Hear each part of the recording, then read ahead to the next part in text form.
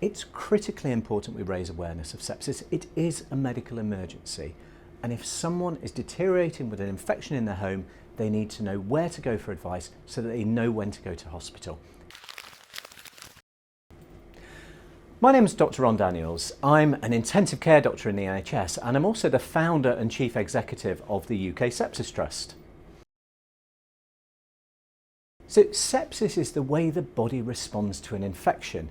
So it's always triggered by an infection, and that might be a urinary infection or a chest infection, or even something as simple as a cut or a bite or a sting.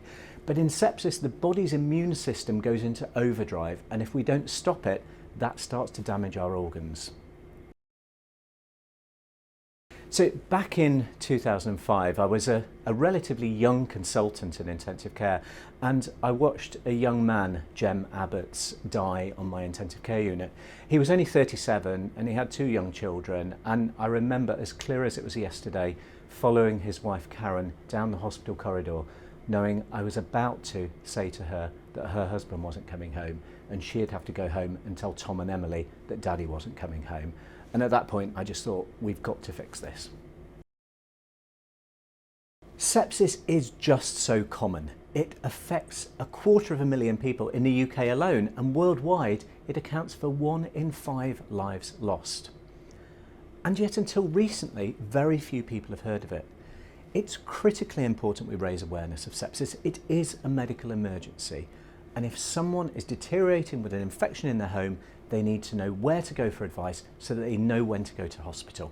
And by getting this right, we can save thousands of lives. There are 6 key symptoms to look out for, and they spell the word sepsis. We've got S for slurred speech or confusion, E for extreme pain in the muscles or joints, P for passing no urine in a day, S for severe breathlessness, I for it feels like I'm going to die, and people really do say that. And then the final S for skin that's mottled or discoloured or very pale. Any one of those 6 in the context of infection, it goes straight to A&E. People who've survived sepsis after they leave hospital don't receive any sort of resourced rehabilitation. They don't get followed up in clinic routinely. And many of them struggle. About 40% of people who've had sepsis still have symptoms a year after their illness. So our support nurses help people. They have online support groups, they have face-to-face support groups, and they're there on the end of a phone or at the end of an email to answer questions so that people can understand their recovery, become engaged in their recovery, and become motivated to get better more quickly. So we know that sepsis is the way the body responds to an infection, but just imagine if we had this resource where we could communicate that visually using sort of common household items to really get the message across that this is an infection starting things, but then the body becomes really unwell because the immune system's overreacting.